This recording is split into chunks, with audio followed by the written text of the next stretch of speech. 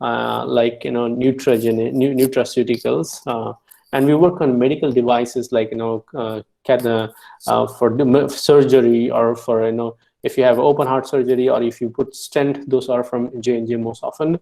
And then the third area is the pharmaceuticals. The pharmaceuticals are basically for drugs, drug development, and Johnson & Johnson is also the #1 company for in terms of their revenue and drugs. So that's very. So to get an overview, what is a drug? Okay, so since we're talking about this drug discovery process, we should know what is a drug in terms of the context of it. So I'm not talking about the drug that is in the news currently. Let's skip this political drama of Bollywood drugs here. So into the other one, what is a drug? A drug to a chemist is a chemical matter with activity against biology. So that's how a chemist look at it. All he looks at is a chemical.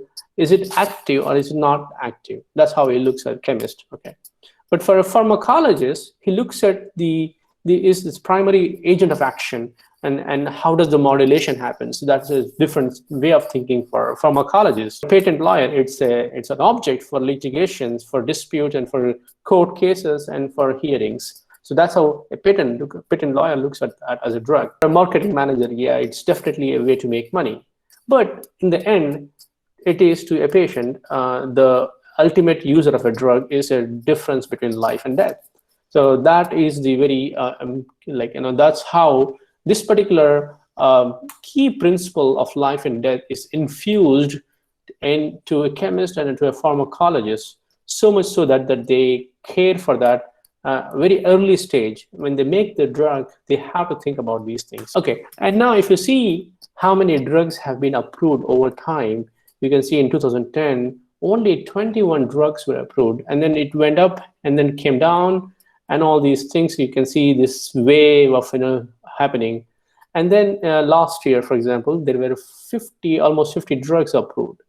This year, I think we are almost in the same ballpark right now, and somewhat less. That is because we can attribute this to COVID. It's just getting delayed.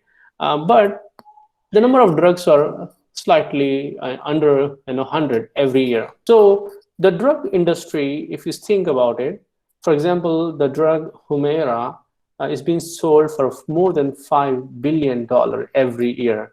Imatinib, under the name Gleevec, that is sold about $1 billion every year. The companies make a lot of tons of profit. But the question is, if drugs makes such profit, why is this so small? And obviously, the